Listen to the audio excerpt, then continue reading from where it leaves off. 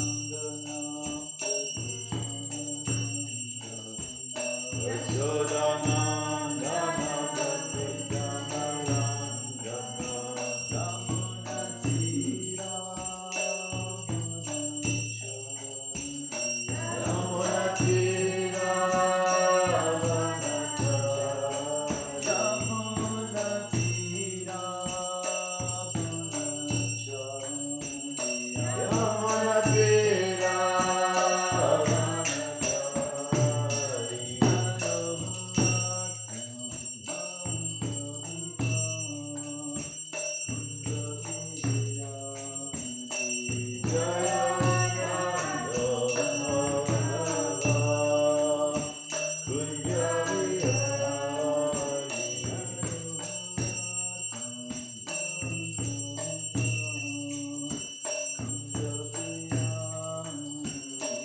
Jaya Radha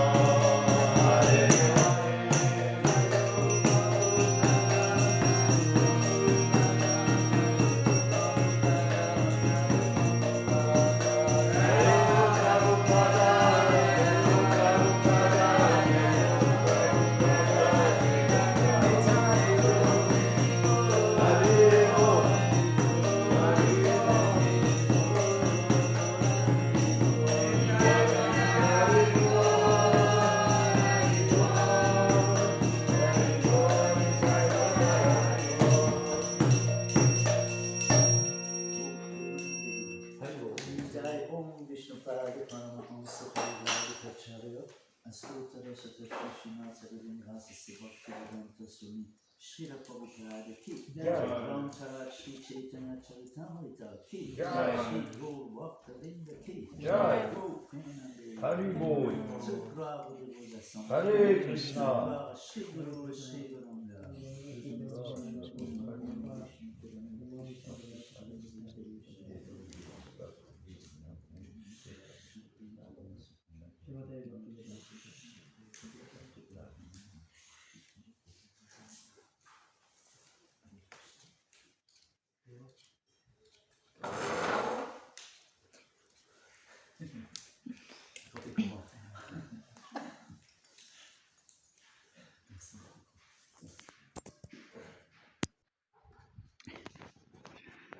Donc nous allons reprendre une lecture du Chaitanya Charitamrita Adi Lila.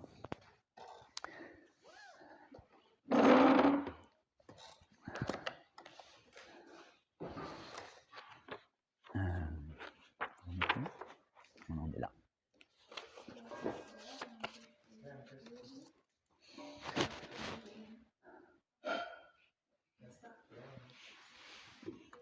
Donc voilà, juste demander aux dévots de me pardonner si je suis encore là aujourd'hui.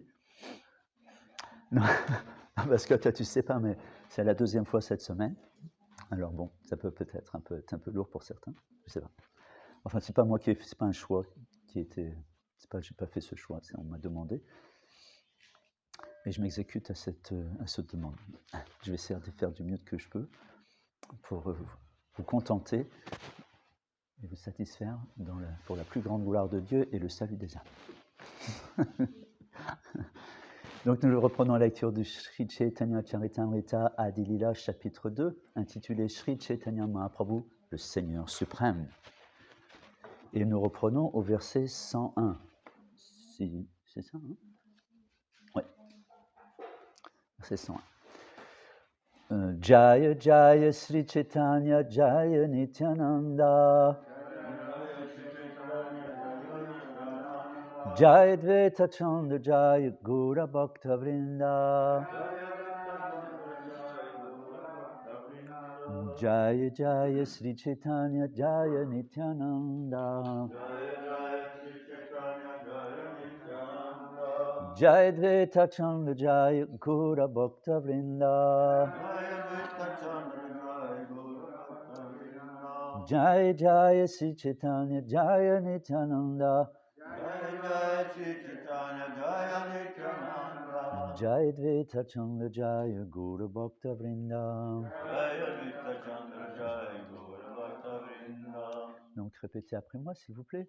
Chit Shakti, Swarupa Shakti, Antaranga, Nama, Tahara, Vaibhava, Ananta, Vaikuntadi, Dhamma. Chit Shakti, Swarupa Shakti, Antaranga Nama. Tahara Vaibhava Ananta Vaikuntadi Dhamma. Chit Shakti, Swarupa Shakti, Antaranga Nama. Tahara Vaibhava Ananta Vaikuntadi Dhamma. Chit Shakti Swarupa Shakti Antaranga Nama. Tahara Vaibhava Ananta Vaikuntadi Dhamma. Chit Shakti Swarupa Shakti Antaranga Nama. Tahara Vaibhavananta Vaikuntadi Dhamma.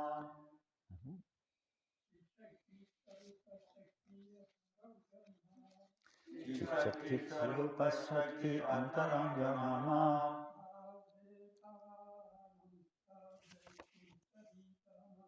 Tahara Vaibhavananta Vaikuntadi Dhamma.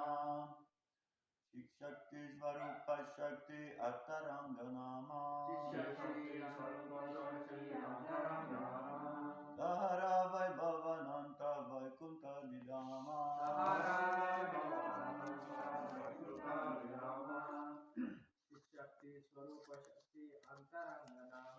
Chit Shakti Swarupa Shakti Antaranga Nama.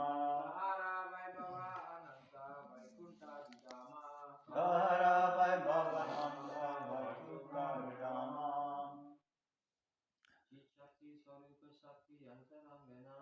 Chit Shakti Swarupa Shakti Antaranga Nama. Tahara Vaibhava Ananta Vaikuntadi Dhamma.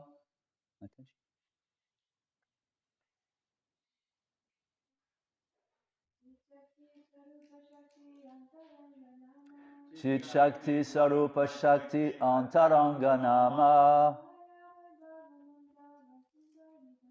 Tahara Vaibhava Ananta Vaikuntadi Dhamma.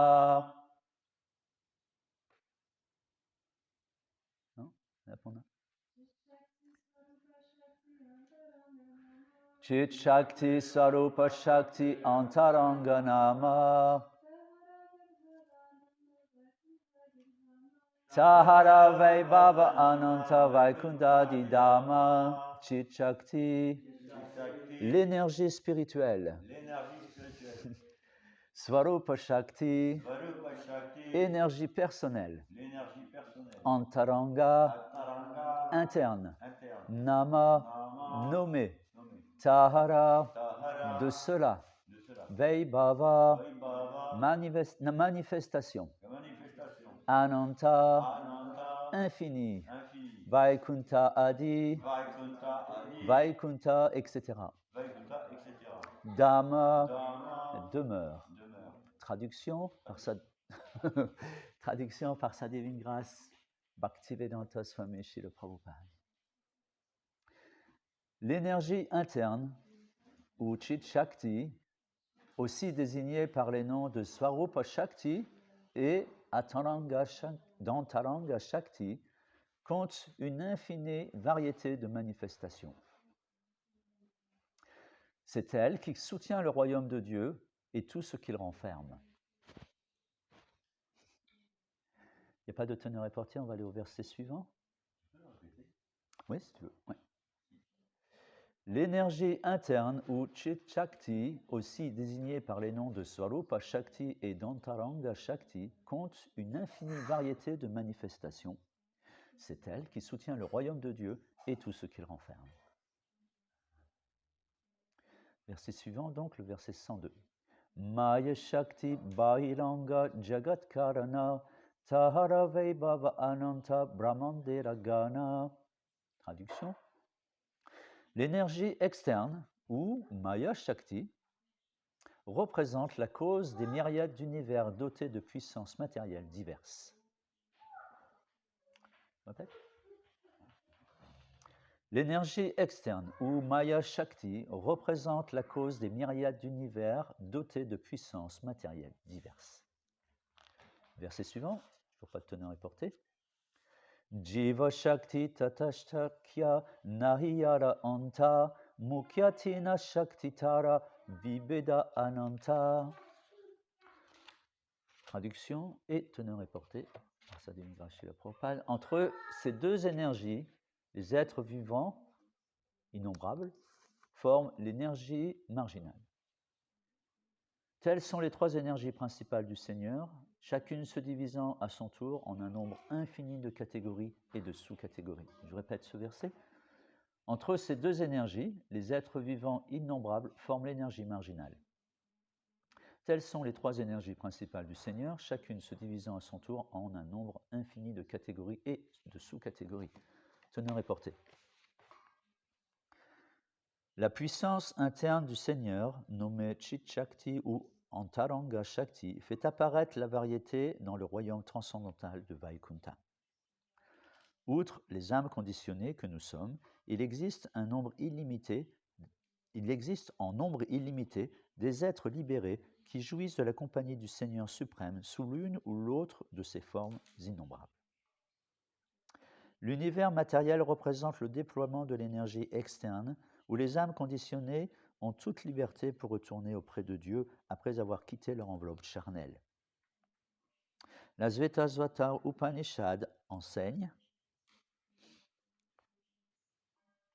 Natasya karyam karanam cha vidyate natat samas chavyat dikas cha drishyate parasya shaktir vivideva shruyate svabha viki gyan bara kriya cha. Traduction de ce verset.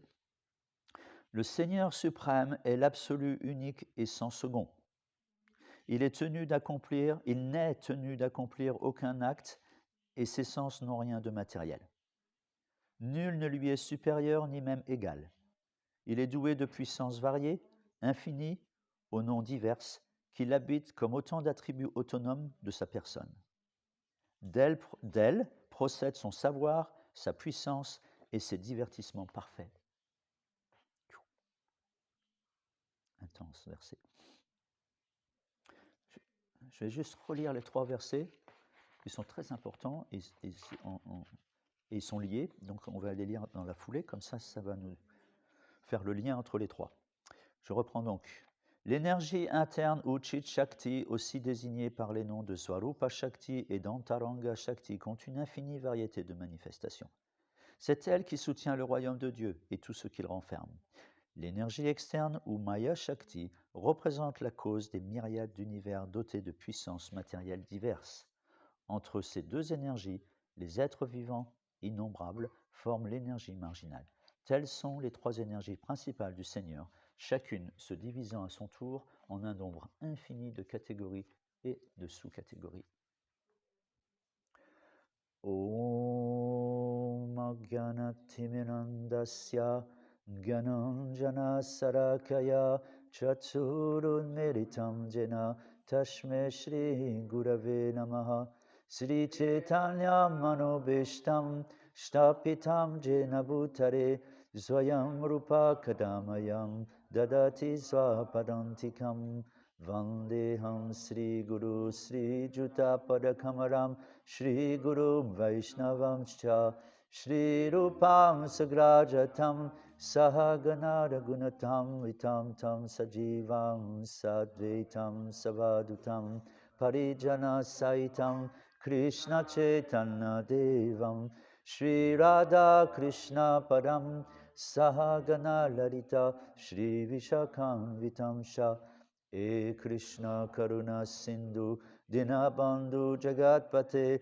Gopisha Gopika Kanta Radha Kanta Namostute Tapta Kanchana Gaurange Radhe Brindavaneshwari Vrishabhanu Sute Devi Pranamami Hari Priye Vanchakarpa Tarubhyascha Kripa Sindhubhya Hevacha Patitanam Pavanebhyo Vaishnavebhyo Jaya Sri Krishna Chaitanya Prabhu Nityananda Shri Advaita Gadadhar Shrivasadi Gaura Bhaktavrinda Hare Krishna Krishna Krishna Hare Hare Hare Rama Rama Rama Hare Hare.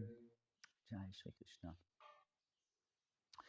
Donc on en a déjà parlé dans cette semaine, je me souviens, lors de notre dernière rencontre, on parlait de ces énergies, l'énergie qu'on avait bien expliqué, l'énergie interne, l'énergie externe et l'énergie marginale. Donc l'énergie interne, on avait vu, c'est un point intéressant et important, c'est l'énergie de l'âme. On vient le voir, bien décrit dans ce verset, c'est l'énergie du monde spirituel, hein, Chit Shakti. Ou aussi Antaranga Shakti, et aussi Swarupa Shakti, traduit dans ce verset par le mot personnel. Et ça, c'est extrêmement important, Swarupa Shakti. Cette énergie, dont trois termes viennent de la qualifier, c'est une énergie de Dieu, c'est l'énergie de Krishna, et c'est son énergie interne, c'est celle qui est la plus importante dans un sens intime. Voilà, intime, c'est le bon terme. Interne, intime. Et c'est celle qui nous nourrit, en fait. C'est d'elle dont on est issu. On est aussi de cette énergie interne. L'âme, elle est aussi interne aussi à nous. Elle est intérieure aussi, cette âme. Et cette âme, elle est aussi Chit Shakti. Elle est aussi Swarupa Shakti. Elle est aussi personne.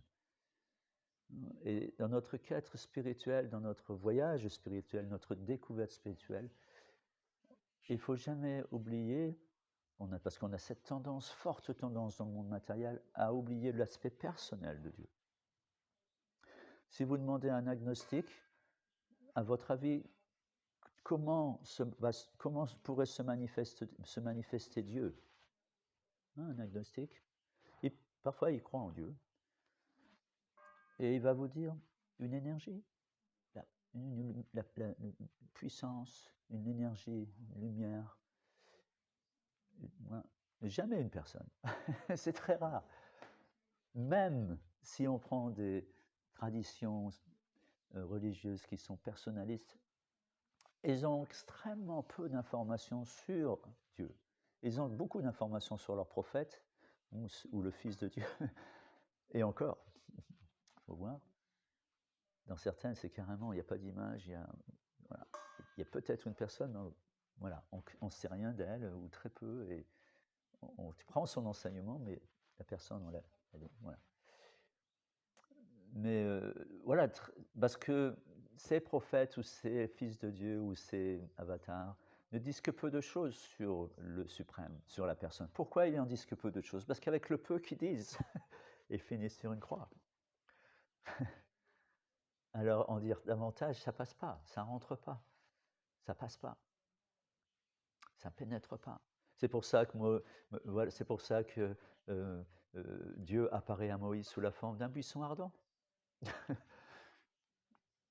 Voilà, ou voilà, sous diverses formes comme ça, variées, loin de Dieu, la personne suprême. Mais pourtant, hein, l'origine, la cause de toutes les causes, Sarva Karana Karanam, Ishvara Parama Krishna, il est Krishna. Ishvara Parama Krishna, Sachit Ananda Vigraha. Vigraha, c'est une forme, il a une forme. Ce n'est pas une lumière sans forme. Il est forme. Satchitananda Vigraha. Et il est Sarva Karana Karanam, la cause de toutes les causes. Si il est la cause de toutes les causes, ça veut dire il est la cause de moi. Et si moi je suis une forme relativement complète, comment lui peut être inférieur à sa création?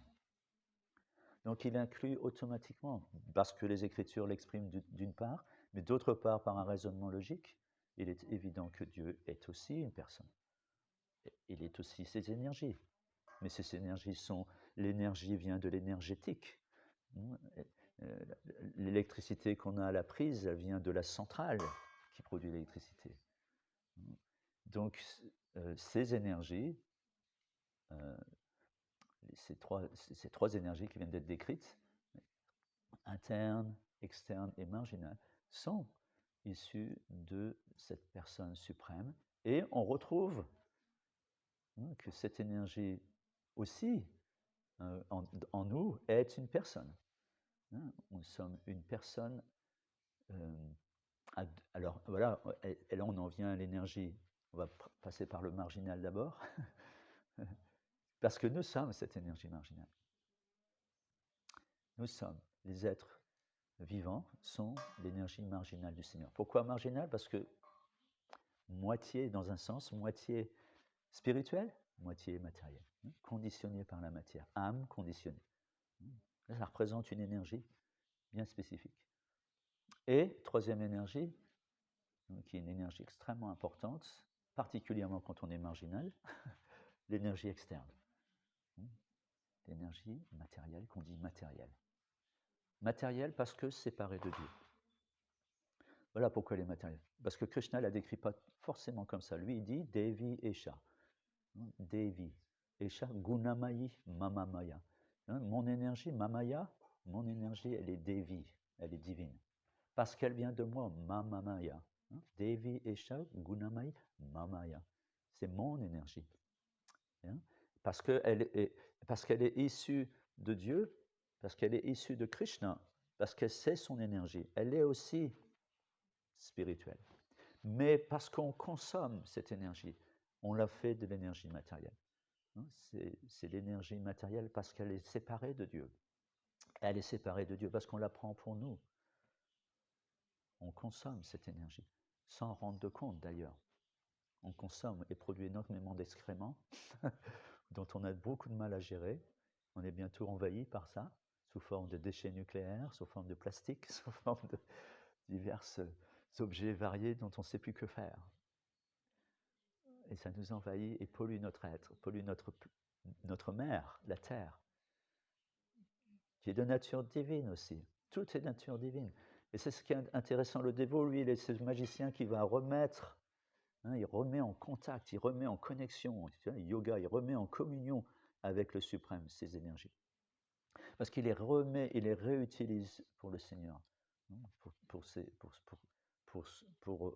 servir sa volonté. Et sa volonté, c'est que tout le monde reprenne conscience de lui en tant que Dieu, la personne suprême, et une relation avec lui basée sur ce qui nous anime tous, ce qui est notre force vitale, notre raison d'être, c'est l'amour pour Dieu, l'amour de Dieu. Aimer et être aimé. fondamentale pour tout être vivant, même matériellement, parce que c'est d'essence spirituelle. C'est une nécessité. Même les animaux, évidemment, ça prend des formes différentes.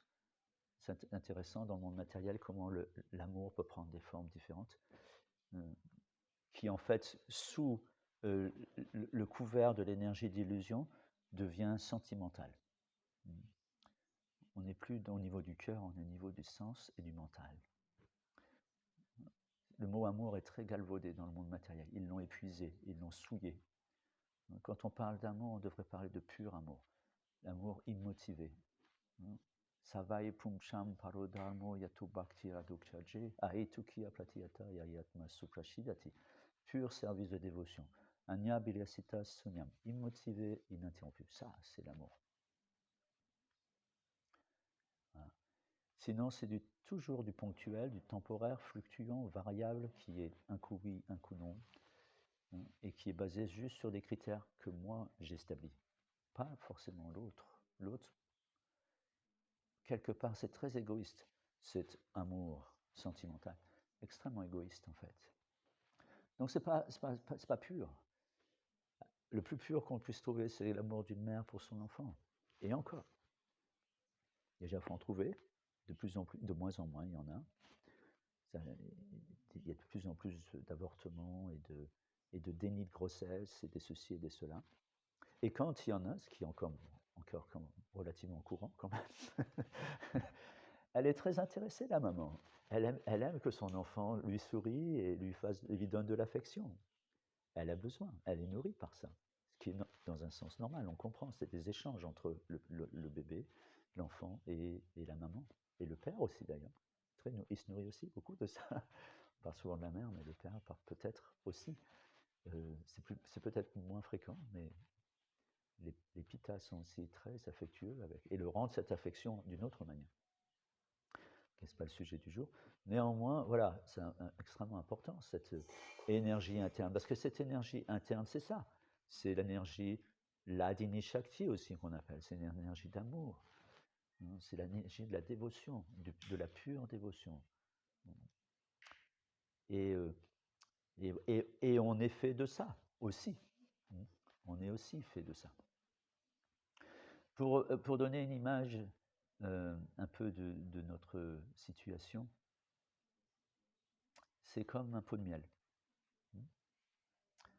Vous prenez un pot de miel, il y a deux façons de l'appréhender. Vous pouvez vous contenter de l'étiquette et de la couleur du pot de miel, c'est-à-dire de l'enveloppe du pot de miel, c'est-à-dire le pot, l'enveloppe. Ça, c'est l'énergie externe. D'accord? L'énergie externe, c'est le pot de verre sur lequel il y a une étiquette, on voit la couleur, et on peut, avec ces informations, déjà en parler du miel. On n'est pas très loin de la vérité.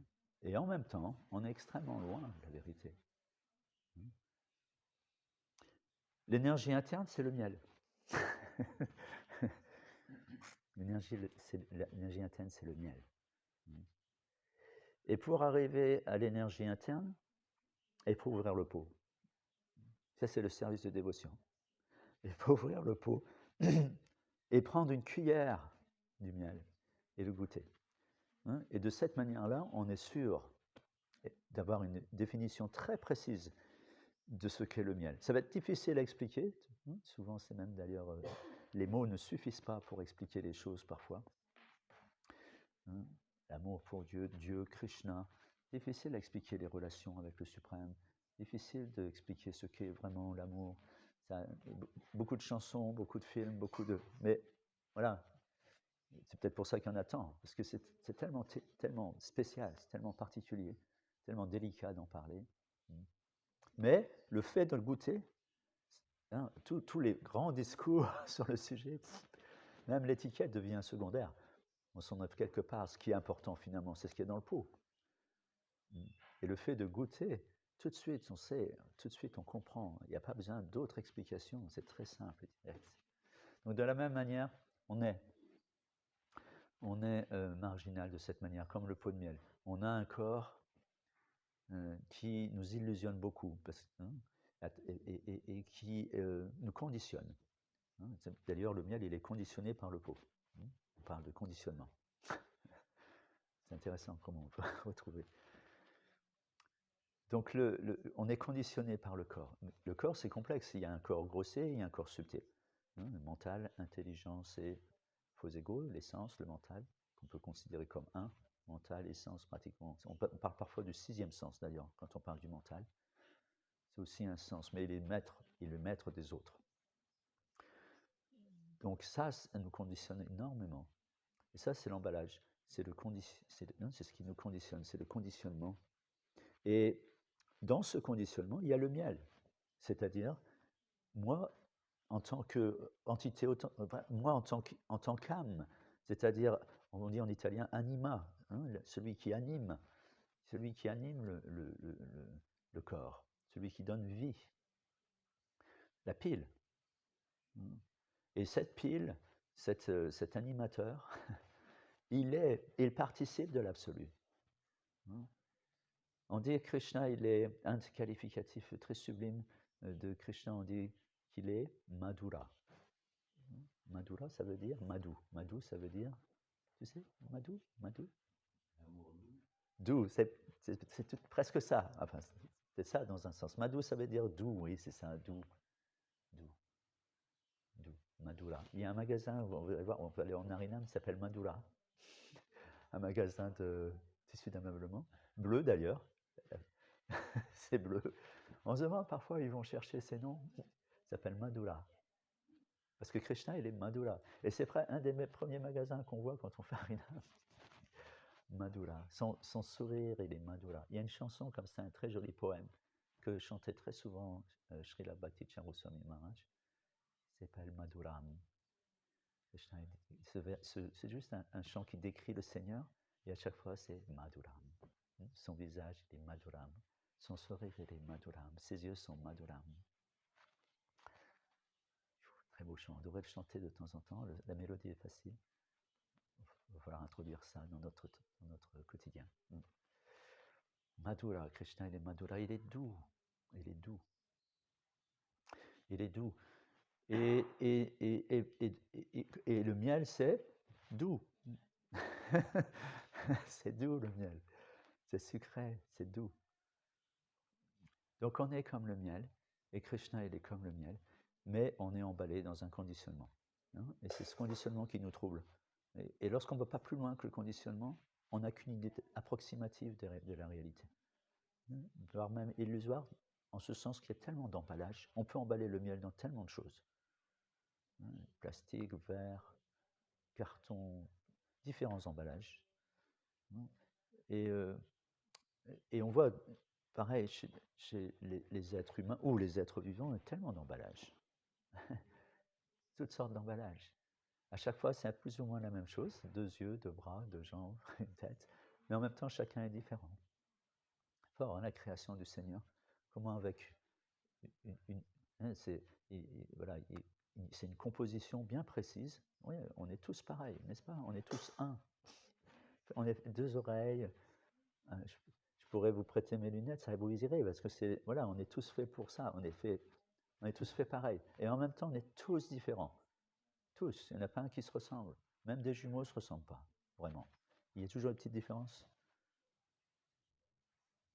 Et à l'intérieur, notre conditionnement intérieur, c'est-à-dire notre mental, notre karma, guna, ça c'est aussi toujours très différent les uns des autres. C'est pour ça qu'on a tant de difficultés à se comprendre, à s'entendre, à s'écouter, à vivre ensemble. C'est pas facile lorsqu'on est différent. Hein.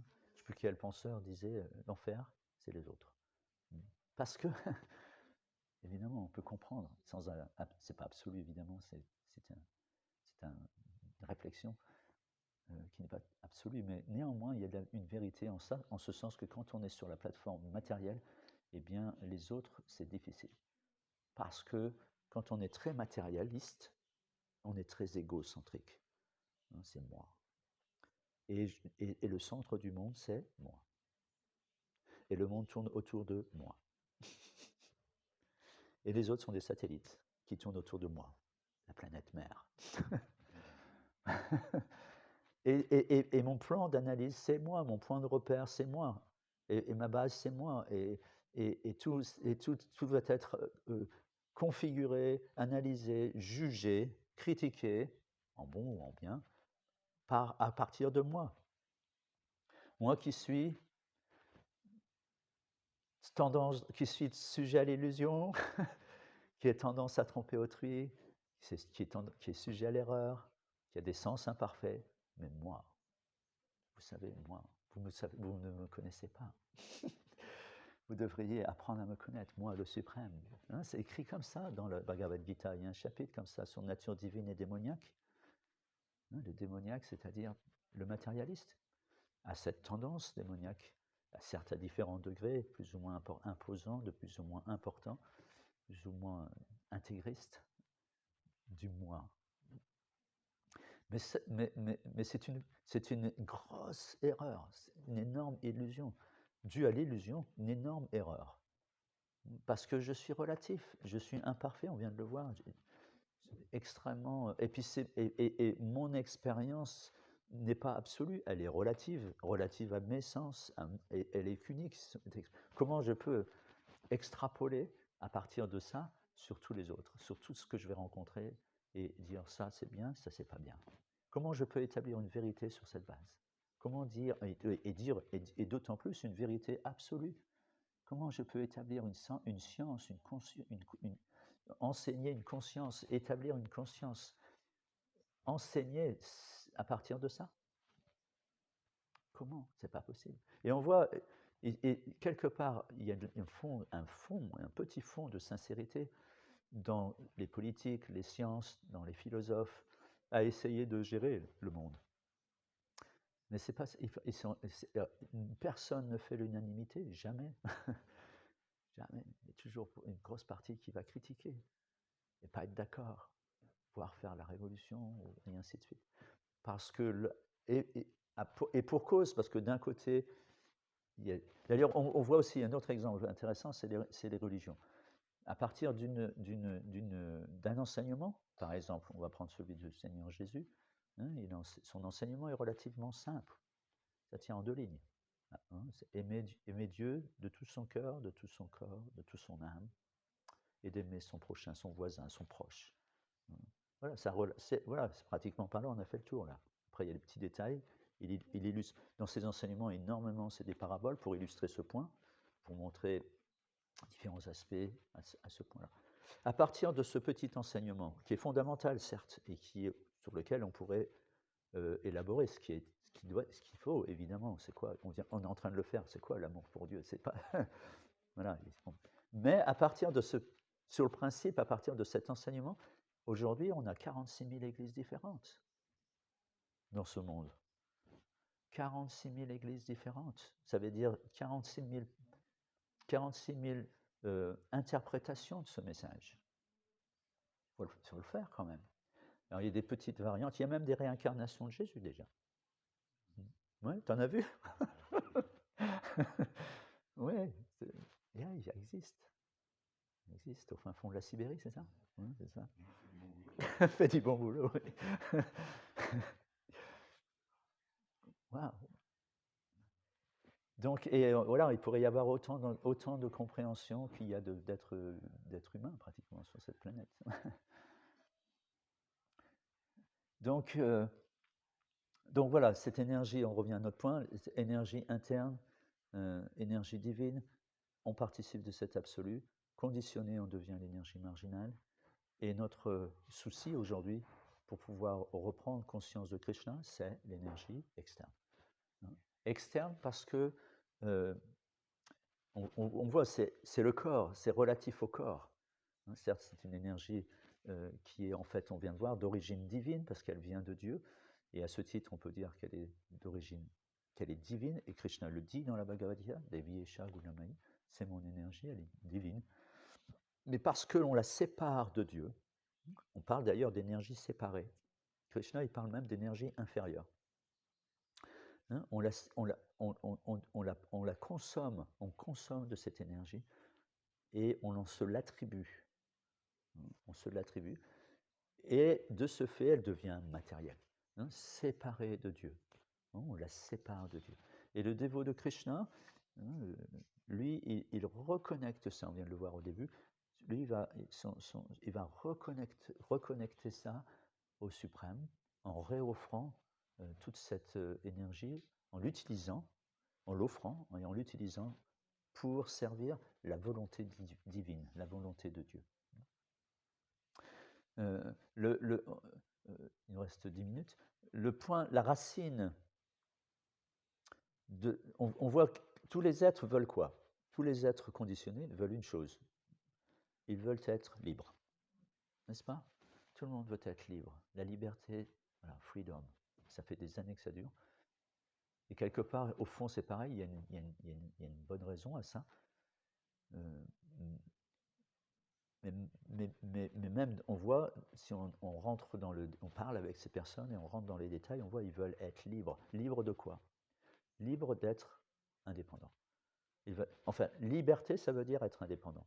Indépendant, ça veut dire être dans la capacité, avoir la possibilité et la capacité en toutes circonstances et à tout moment de se gratifier les sens, de prendre du plaisir dans ce monde. Mais quand on prend la racine, c'est-à-dire cette liberté, vouloir être libre, c'est-à-dire être indépendant de quoi? De qui? Au juste, de Dieu. Hein, tout le monde, on veut tous. C'est la première maladie d'un jeune, dès qu'il attrape un certain âge, c'est indépendance. Être indépendant. Alors les parents, ils freinent ça parce qu'ils savent que ça va être difficile, mon petit gars. T'as pas encore vu le monde matériel. Il n'est pas facile, hein, crois-moi. Tu vas être indépendant, il va falloir d'abord dépendre des autres. C'est-à-dire qu'il faut que tu aies un boulot, et il va falloir que tu travailles 8 heures par jour pour pouvoir te payer un logement, et puis pouvoir payer tes taxes, et ainsi de suite, et pour pouvoir te payer ta TVA sur tout ce que tu vas consommer. 20% de ce que tu vas consommer, tu vas devoir le payer, plus tout, ça va être une grosse dépendance, en fait. Alors, en fait, plus on veut être indépendant dans le monde matériel, et plus on devient dépendant.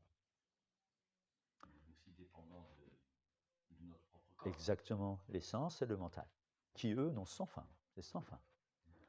On leur donne, voilà, un petit morceau, et ils sont très contents. Waouh, super. Mais le lendemain, s'il en faut un petit peu plus. Et le problème, c'est quand on arrête de donner. Alors là, c'est la révolution. Les sens qui réclament leur dû, hein, l'araignée dans la tête du mental qui réclame son dû, hein, et vis-à-vis duquel il arrive à un moment où on ne peut plus résister. Hein, on est ce qu'on appelle l'addiction. Et tout le monde a une addiction ou des addictions, même si on est relativement sobre. Même si on est relativement sobre. Si on analyse un petit peu, on va vite voir qu'on est... parce qu'on a fermé certaines écoutilles, hein, on a fermé certaines entrées de gratification des sens. On est un peu plus sobre, mais est-ce qu'on a aboli la concupiscence pour autant? Pas sûr. Au contraire, peut-être même. Ce feu qu'est la concupiscence n'est plus nourri par cela, mais se nourrit d'autres choses. Et c'est là où, pour le dévot, il a une stratégie bien particulière. Il n'est pas comme les autres, parce qu'il dépend de Dieu. Il fait le contraire d'un matérialiste. Le matérialiste, il est indépendant et essaye et lutte d'une façon acharnée et ignorante, évidemment, pour être indépendant. Hein, et comme Bruno nous le faisait remarquer, ce qui se passe, c'est qu'il devient de plus en plus asservi à ce monde, de plus en plus prisonnier. Plus on met de bois dans le feu, plus le feu, ou de l'huile, ou un carburant, et plus le feu devient fort. Il ne va pas devenir moins fort. Hein? Ou même il ne va pas rester stable. Ou même stable, ouais. Non, voilà, c'est ça. Et quand il y a un grand appétit comme ça dans le cœur, quand l'appétit du mental il est grand comme ça, il demande plus. Quand vous avez très faim, vous dites « Waouh, je prends une belle assiette aujourd'hui. » Il faut plus. Et on voit chez les toxicomanes, j'ai connu ça il y a très longtemps, c'est toujours plus. D'abord, ça commence avec une petite douceur, innocente. C'est pareil pour la cigarette d'ailleurs, ou pour tout intoxicant, l'alcool. Tous les gens sont potentiellement alcooliques. Il suffit de mettre le doigt dedans, c'est tout. Et l'alcool fait son œuvre. Qui que l'on soit. D'abord, c'est innocent, c'est social. Oh, oui, je ne veux pas me faire remarquer. J'ai été invité gentiment, ils sont tellement gentils avec moi, mes copains. Et puis bon, allez, exceptionnellement, juste ce soir. Et puis on va être très sobre. Et puis juste pour les accompagner, on prend juste un verre. Et tout va bien. Hein. Le point, c'est que la semaine d'après, ça recommence. Et ça devient compliqué. Puis voire même, on y a pris à goût au social. Pas au verre forcément, dans un premier temps. Mais on a pris goût à être avec cette équipe et on rigole bien, on passe un bon moment et c'est super. C'est vraiment bien. Mais en attendant, j'ai bu 2 verres cette fois-ci. Je m'en suis même pas rendu compte. Et c'est crescendo. Et après, c'est plus juste une fois par semaine, c'est 2 fois par semaine. Mais tout doucement, ce que l'on pense innocent, c'est-à-dire être avec une bonne équipe et bien rigoler, passer un bon moment innocent et gentil, on ne fait rien de mal. On ne fait vraiment rien de mal. On ne dérange personne. Mais je suis en train de devenir alcoolique tout doucement sans m'en rendre compte. Et le jour où je m'en rends compte, alors je dis, mais c'est simple, il ne faut juste pas en boire. C'est terminé. Les copains, le troquet, l'alcool, la bouteille, terminé. Et on a un autre problème qui vient d'apparaître qu'on n'avait jamais connu, c'est qu'on est dépendant. Ça veut dire maintenant, c'est inversé. Avant, j'étais maître de mon verre. Maintenant, c'est le verre qui est maître de moi. Et là, c'est une prise de conscience qui est waouh, où vais-je et comment vais-je faire? Parce que je suis faible, je suis devenu faible vis-à-vis de cet attachement. Et je lutte, et lutte, et ils n'y arrivent pas parce que chaque molécule réclame son dû, pratiquement parlant du corps. Chaque atome presque attend après. Et c'est crescendo. Et c'est crescendo. Parfois, il y a des petites rémissions parce qu'il y a un petit effort qui est fait, mais l'effort, il est presque... Voilà, alors, il se forme des groupes de ceux qui résistent, et ensemble, ils en parlent, et ils arrivent à, ensemble, un autre groupe qui se forme. Et cette fois-ci, c'est pour faire le contraire, c'est-à-dire pour ne plus boire. Avant, c'était pour boire, maintenant, c'est pour ne plus boire. Et ensemble, ils se soutiennent. Mais dès qu'ils sont seuls dans leur maison, le bar, il n'est pas très loin. Ils ont évidemment quelques peu d'argent pour pouvoir vivre. Et là, c'est le mental qui constamment, pratiquement minute après minute, il sollicite d'une manière comme d'une autre. Pendant combien de temps il va résister, le pauvre? Tant qu'il n'y a pas un sevrage total, c'est l'enfer, c'est l'enfer. Et ça, c'est le plus gros rayon de Carrefour ou de Auchan, enfin de toute grande surface. C'est le rayon, il y a 20 mètres linéaires sur 2 rangs. Voilà. Et ça, en toute impunité, en toute légalité, complètement inconscient de l'effet que peut avoir, l'effet pervers et terrible et désastreux. Ça tue une famille, l'alcool. On parle de cette addiction, mais il y en a d'autres. Ça tue la famille, ça tue tout. Quelqu'un qui est dans l'addiction à un haut niveau, il est seul, il s'isole, parce que personne ne le comprend et il devient incompréhensible, et il devient dérangeant et gênant, et il s'intéresse de toute façon plus qu'à une chose, à ne plus souffrir. Je peux noter que tu parles d'une addiction qui se voit. C'est sûr que là, c'est un peu le pic d'un problème. Mais moi qui essaye de m'arrêter d'être addict, je vois que ma véritable addiction, c'est mon mental qui passe d'une envie à une autre, pour toujours chercher une addiction. Voilà. Et maintenant qu'il n'y a plus les produits, alors c'est autre chose. Mais je trouve toujours un moyen de me déconcentrer de mon amour pour Dieu. Ouais. Et ça, c'est une addiction. Voilà. Ça, c'est un bon point, parce qu'on passe à un autre niveau, là.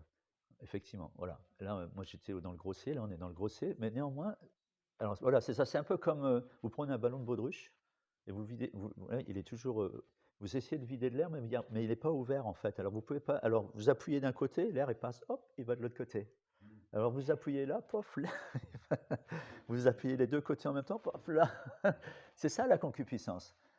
La concupiscence, elle se règle pas. C'est pas juste je fais abstinence, abstinence et abstinence, et puis c'est régler le problème. Faux, le problème il est toujours là. Il va aller ailleurs. Ça va être ailleurs. Alors on va manger beaucoup, par exemple. On va être, ou bien les filles, ou bien les garçons, ou bien le cinéma, ou bien la musique, ou bien ceci, ou bien cela. Et tout va être, toute la concupiscence va aller là où on lui laisse un chemin de passage. Et elle va mettre le paquet là. Et une autre forme d'addiction est là. En tous les cas, on est loin de la libération. On est loin de se libérer du problème. Parce qu'on ne règle pas le problème juste en fermant les écoutilles. Allez. Il faut éteindre ce feu. Krishna dit dans la Bhagavad Gita, je crois que c'est au chapitre 12 ou 11, il martèle ça 3 fois. À Arjuna, il lui dit le problème, c'est la concupiscence. Ennemi insatiable de l'âme. Et voilà, et c'est ça le problème. Et on peut voir aussi, aujourd'hui, les gens ont une certaine vertu, certains, on appelle les verts, enfin, ou ceux qui sont conscients de l'environnement, ou qui veulent changer un peu les choses, voilà, le travail équitable, qui ont certaines notions un peu vertueuses matérielles. Ils travaillent dur pour régler l'écologie du monde. Ils nettoient les rivières, ils font des associations, les associations de protection de l'environnement, et le dimanche, ils vont nettoyer les rivières, nettoyer la mer, le sable, les forêts, récupérer les déchets, et ils font des manifestations pour lutter contre telle ou telle dérive environnementale. Et c'est bien, ils s'occupent de la mer, c'est bien, mais ils vont pouvoir faire ça pour l'éternité, parce qu'ils ne règlent pas le problème de fond. Ils règlent juste les effets du problème, mais pas le problème. Parce que l'écologie du cœur qu'il faut d'abord s'occuper. Et après, naturellement, l'écologie va se régler extérieurement. Le monde va être affecté par notre écologie de notre cœur, qui est envahi par avidité. Parce que qu'est-ce qu'on retrouve? C'est des produits que l'on consomme, et on consomme parce qu'on est avide de consommer. Donc c'est le cœur qu'il faut régler d'abord. Il faut d'abord régler le problème de notre cœur, et ensuite, ou simultanément, puisque vu l'état de la situation, il faut le faire les deux en même temps, mais tant qu'on fera que nettoyer les rivières, ça ne suffira pas. Parce qu'on va pouvoir les laver pendant très longtemps. Si derrière, ça ne suit pas, si derrière, les gens continuent à avoir ce besoin de consommer, et donc derrière de produire pour que l'on consomme et pour que l'économie tourne, tant que ça s'échauffe, tant que ça c'est en pleine, à tourner à fond les manettes, comme on dit, on ne règle aucun problème. On règle pas, parce qu'on n'a pas réglé le problème de fond. C'est un peu comme la maladie. Très souvent, on gère les symptômes de la maladie, mais pas le problème de la maladie. On prend une aspirine ou je ne sais pas quoi, et on éteint ce qui me fait souffrir, c'est-à-dire mon mal de tête. Voilà, j'ai réglé mon mal de tête, j'ai plus mal à la tête. Mais je n'ai pas réglé le problème vraiment, parce que le mal de tête, il est lié peut-être à autre chose, plus profond, et qui n'a pas été réglé. Et de ce fait, je vais avoir mal à la tête, ça va revenir, et je pourrais prendre de l'aspirine pendant des années, tant que je n'aurai pas réglé le problème n'apparaîtra. Et aussi, parfois, on a des furoncles qui apparaissent, des boutons sur le corps, qui sont liés à un sang qui est pas clair. Alors, le furoncle, ça fait mal, alors on soigne le furoncle, on s'en occupe avec beaucoup de... Puis on souffle dessus, on met des pommades, ou on va voir le médecin, et le médecin enlève le furoncle. Mais le furoncle va réapparaître ailleurs si on n'a pas réglé la cause du furoncle. Donc c'est pareil, on est avide, on a un cœur qui n'est pas propre, et de ce fait, on agit d'une certaine manière. Si on veut ne pas agir de cette manière, c'est-à-dire de cette manière matérielle, alors on doit régler l'écologie de notre cœur. Ok, il est 9h05, on va s'arrêter là. Donc voilà, énergie interne, énergie externe et marginale. C'était le sujet de notre du jour. Sujet du Est-ce que vous faites d'autres commentaires ou des questions? On peut dire aussi que nos âmes, elles sont toutes différentes. Alors, elles sont un et différentes. Achinta Veda Veda Tadva. On est un et différent, tu as raison. On est tous un, parce qu'on est d'essence spirituelle. On participe, un peu comme nous, on a tous deux bras, voilà, on est tous pareils, mais en même temps tous différents. On a tous un passé différent, un avenir différent. On n'a pas les mêmes familles, et ainsi de suite. Donc on est tous différents, mais en même temps on est tous un. Donc pareil, les âmes, effectivement, comme tu dis, Une signature propre. voilà, elles ont une signature propre et une relation propre avec le Seigneur. Et une forme aussi. Une forme propre aussi. Sachant que dans le monde spirituel, les formes changent et variables et fluctuent en fonction des divertissements du Seigneur. On peut voir par exemple des personnalités spirituelles qui apparaissent dans ce monde pour les divertissements du Seigneur, qui jouent différents rôles dans le monde spirituel. Qui jouent différents rôles, voilà, pour ne pas rentrer trop dans les détails.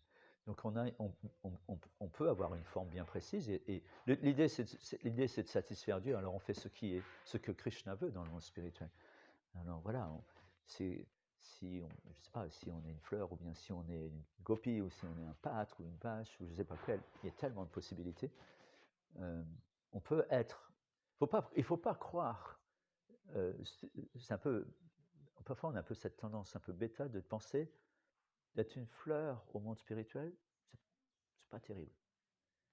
C'est ridicule. Enfin, c'est ridicule. C'est pas ridicule parce qu'on est conditionné de cette manière. Mais en fait, la fleur, elle veut pas être autre chose. Elle est très heureuse d'avoir l'attention de Dieu sous cette forme-là.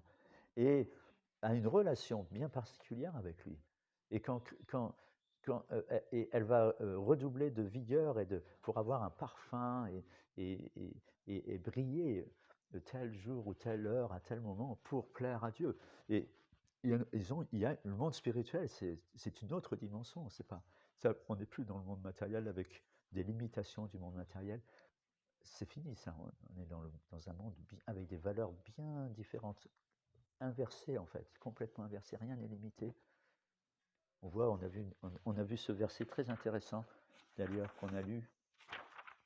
Vous vous souvenez, je vais vous le relire.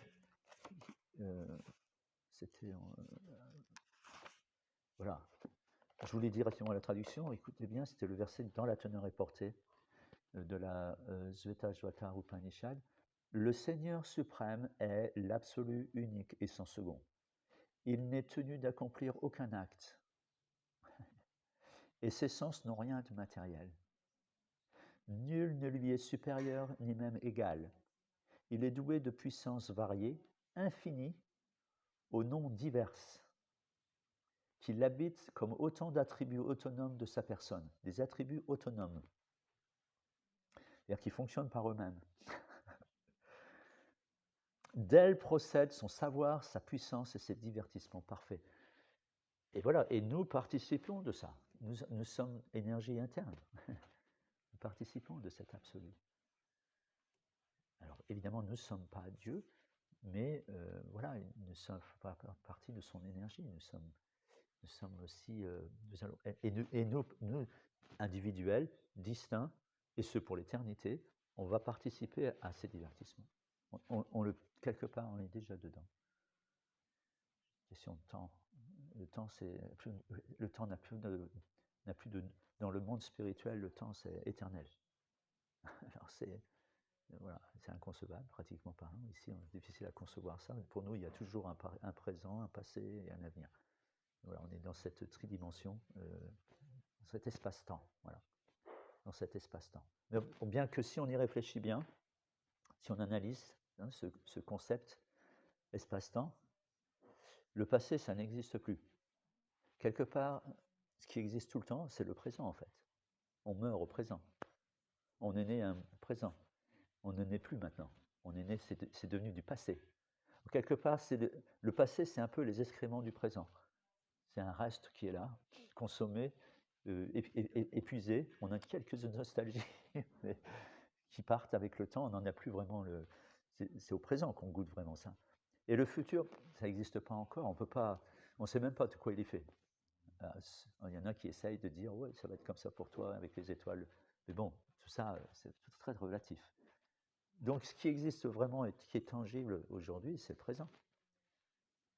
Et ça, c'est éternel. On sera toujours au présent. On ne vit jamais dans le passé, à part quelques. Et on ne peut pas vivre dans le futur, puisqu'il n'existe pas, le futur. je vis au présent. Et éternellement, on vivra au présent. Éternellement, puisque l'âme est éternelle. Donc voilà, ça c'est le monde spirituel. C'est éternel parce que c'est toujours le présent. On vit au présent. On vit maintenant, tout de suite. C'est pour ça aussi qu'il est important de cultiver notre conscience de Krishna au présent. Demain, ça n'existe pas. Il faut arrêter de le renvoyer au lendemain. Demain, je ferai comme ça. Oh ben, parfois, je me souviens de personnes qui disent, oh ben, ça va, quand je serai vieux, je me mettrai à chanter 16 tours, et plus tard, quand je serai à la retraite. On meurt au présent. Demain, je ne sais pas de quoi il fait demain. Et remettre tout le temps au lendemain, c'est en fait refuser la chose. Il y en a qui remettent tout le temps au lendemain, mais le lendemain, il ne vient jamais. Parce que ça ne change pas, il continue. Le demain ne vient jamais. C'est au présent, il faut vivre au présent. Et lorsqu'on a une bonne prise de conscience sur, voilà, après une classe ou un kirtan, ou après avoir une lecture enrichissante, on a des prises de conscience. Et il faut tout de suite faire la chose. C'est pas demain, remettre à demain. Non, c'est tout de suite, il faut faire.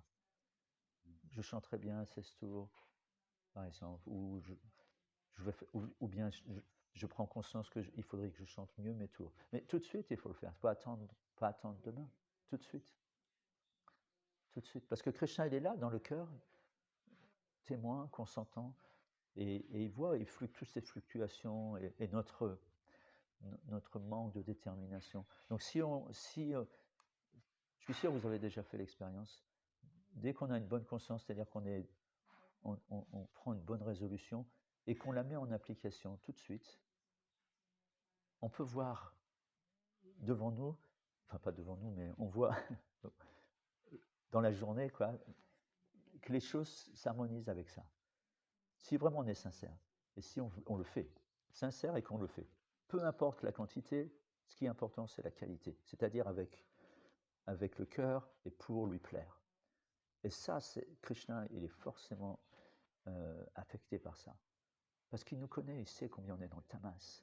Il sait combien c'est pas facile pour nous. Il sait ça, il connaît nos limites. Il sait tout ça. Alors quand on fait quelque chose, c'est comme la mère, vous voyez, fête des mères, je crois que c'est bientôt là, c'est dimanche je crois. Bon, c'est la fête des mères bientôt, c'est le mois de mai, c'est la fête des mères. Le petit enfant dans le jardin, il a oublié, il ne savait pas, puis bon, il a peu de moyens, il n'a pas de sous, il a sa tirelire, il n'a pas de tirelire. Voilà. Mais il a repéré une fleur dans le jardin, et il va dans le jardin, il cueille la fleur en l'arrachant pratiquement, juste qu'il ne vient pas avec les racines, et il l'offre à la maman, et il dit, bonne fête maman, avec une larme, peut-être un sourire et beaucoup de cœur. La mère, elle est transportée d'extase. Pourtant, c'est insignifiant. Surtout que c'est elle qui l'a planté, la fleur. Et c'est elle qui l'entretient et qui l'arrose. Et elle sait d'où vient la fleur. Il n'y a aucune surprise dans tout ça. Il n'y a rien de far out, quoi. Il n'y a rien de... Mais la mère, elle est en extase. Parce qu'elle ne consomme qu'une chose, c'est l'intention de l'amour de l'enfant voilà. Et voilà, Krishna fonctionne de cette manière. Et la mère, touchée par cet acte, elle va réciproquer forcément avec son enfant. Elle va avoir une larme peut-être, ou un grand sourire. Elle va le prendre dans ses bras, le remercier, lui offrir quelque chose en échange, un bon repas ou un bon gâteau ou un petit chocolat ou quelque chose. Voilà. Ou un petit dessin animé, ou je ne sais pas, ou un petit jouet, une petite voiture nos rêves, une matchbox, un petit jouet. Même ça fait sens parce que j'ai lu il y a pas longtemps qu'on est ça, je crois qu'on est une part de Dieu. Ça, je trouve que c'est bien. Peu importe, en tout cas, on est une part de Dieu. Et c'est un peu comme si ma main, elle disait, ah, je ferai ça demain. Alors que moi, j'ai besoin d'attraper un objet pour faire quelque chose dans cette vie. Mais ma main, elle se dirait, demain, je le ferai. Toujours, on remet au lendemain. C'est un peu pénible. On peut s'imaginer, alors si on est une part de Dieu, et qu'il attend de nous un comportement, une attitude amoureuse en tout cas, c'est bizarre de se dire, tiens, je servirai Dieu demain. Il faut voir que Hanuman, il n'attend pas une minute tout de suite pour répondre au désir de Hanuman. Voilà. Ouais, voilà. un petit peu d'attention, de l'attention, après, bon, de l'amour, je sais pas, mais au moins déjà de l'attention, être attentif à lui, essayer de lui, voilà, essayer de... Surtout, voilà, nous on est là, on est là pour changer, on est là pour vouloir, on a un programme, quoi, on a compris un minimum, intellectuellement au moins, et maintenant on œuvre en ce sens, on a une dynamique, et plus on va mettre d'énergie dans cette dynamique, et plus on va, comment dire, être crédible à ses yeux. Plus on va être crédible à ses yeux. On va reprendre notre place et nous, ça nous semblera un médicament. Quelque chose d'enfin, ce feu qui n'a fait que grandir depuis qu'on est né. Oui. Pourrait éventuellement. Oui. C'est de nous faire souffrir. Tout à fait. Pour lui, c'est peanuts. Pour lui, c'est rien. Rien. C'est rien du tout. Ça peut s'arrêter comme ça. D'ailleurs, la vie s'arrête comme ça. Je ne sais pas si vous avez déjà assisté à quelqu'un qui quitte son corps.